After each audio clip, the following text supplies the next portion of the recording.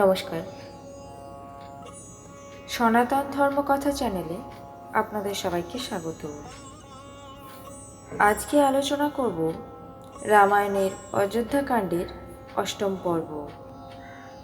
৩৩ কোটি দেব দেবী, ব্রহ্মা বিষ্ণু মহেশ্বর, সর্বকালের সর্বসৃষ্টি, পিতা মাতা গুরু সবাইকে প্রণাম জানিয়ে এই পাঠ শুরু করছি।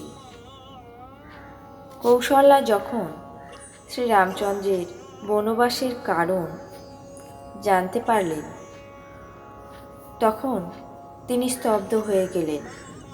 কোনো কথা বলতে পারলেন না। না পারেন থেকে যেতে বলতে, আর না পারেন বনে যাও বলতে। দুদিক থেকেই মন দুঃখের দাহে জ্বলতে লাগলো। মনে মনে ভাবতে লাগলেন যে, দেখো, বিধাতার বিধান সবসময় সকলের জন্য বিপরীত হয়। লিখতে চান চাঁদ, লেখেন রাহু। ধর্ম এবং স্নেহ দুদিক থেকে কৌশল্যাকে টানছিল। তার অবস্থা সাপের ছুঁচো গেলার মতো হলো। তার মনে টানাপোড়েন চলতে লাগলো। তিনি মনে মনে ভাবতে লাগলেন যে, রামকে থেকে যাওয়ার জন্য জোর করে যদি আমি অনুরোধ করি, তাহলে ধর্ম বিরুদ্ধ আচরণ হয় এবং ভ্রাতৃবিরোধ শুরু হয়। আর যদি বনে যেতে বলি, তবে রাম বিরহজনিত দারুণ অনর্থ হবে। এই উভয় সংকটে পড়ে রানী চিন্তায় বিহ্বল হয়ে পড়লেন। তারপর বুদ্ধিমতী কৌশল্যা নারী ধর্ম অনুসরণ করে রাম এবং ভরত দুই ছেলেকেই সমান স্নেহের পাত্র বিবেচনা করে সরল স্বভাব শ্রীরামের মা ধৈর্য ধরে বললেন, হে বৎস, তুমি ভালোই করেছ। পিতৃ আজ্ঞা পালনই সব ধর্মের সার।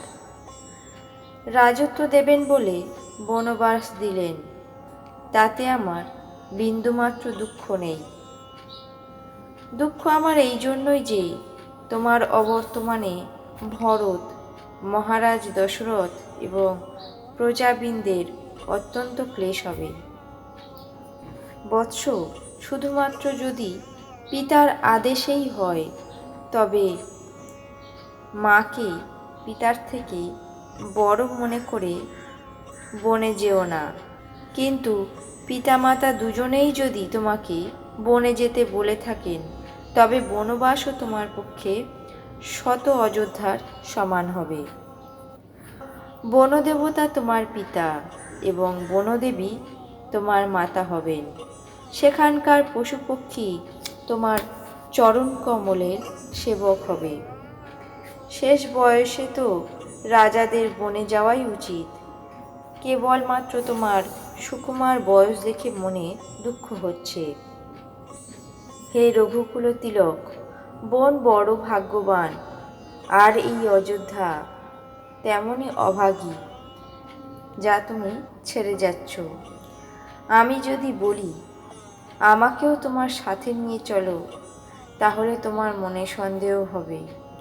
মা এই অজুহাতে আমাকে বন গমনে বাধা দিচ্ছে। রাম, তুমি সকলেরই প্রিয়, তুমি প্রাণের প্রাণ আর জীবনের জীবন। সেই জীবনধার তুমি বলছো যে, মা আমি বনে যাচ্ছি, আর তোমার কথা শুনে বসে বসে আমি বিলাপ করছি। এ কথা মনে করে মিথ্যা স্নেহ বাড়াবো না, আর জেদও করব না।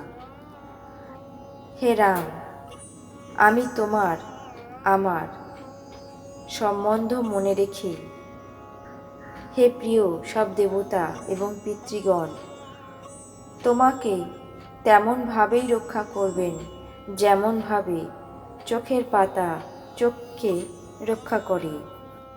তোমার বনবাসকাল অর্থাৎ 14 বৎসর হচ্ছে জল, আর প্রিয় পরিজন হচ্ছে মাছ। তুমি ধর্মরক্ষক, কৃপা সিন্ধু। এই বিবেচনা করে এমন ব্যবস্থা করো যাতে সকলে বেঁচে থাকতে থাকতে তুমি ফিরে এসে তাদের সঙ্গে মিলিত হতে পারো। তোমার বালাই নিয়েই বলছি, তুমি তোমার সেবকদের, পরিজনদের এবং সমস্ত নগরকে অনাথ করে সুখে বনে যাও। আজ সকলের পুণ্যের ফল শেষ হয়ে গেল। ভয়ঙ্কর কাল বিরুদ্ধাচারণ করছে এই প্রকার, নানাভাবে বিলাপ করে এবং নিজেকে পরম অভাগিনী মনে করে মা কৌশল্যা স্নেহের বশে কাঁদতে কাঁদতে প্রায় নিশ্চুপ হয়ে গেলেন। বুকে বিষম জ্বালা জ্বলতে লাগলো। শ্রীরামচন্দ্র মাকে হাত ধরে উঠিয়ে বুকে জড়িয়ে ধরলেন এবং পরে নম্রভাবে তাকে বোঝাতে লাগলেন। সেই সময় এই সংবাদ শুনে সীতা ব্যাকুল হয়ে শাশুড়ির কাছে গিয়ে তার 2 পায়ে প্রণাম করে নত মস্তকে সেখানে বসলেন। আজ রামায়ণের অযোধ্যাকাণ্ডের 8ম পর্ব এখানে শেষ করছি। বাকি অংশ আগামী পর্বে পাঠ করে শোনাব। আপনাদের কেমন লাগছে তা অবশ্যই কমেন্ট বক্সে জানাবেন। চ্যানেলটিকে সাবস্ক্রাইব করবেন, লাইক করবেন, শেয়ার করবেন। ধন্যবাদ।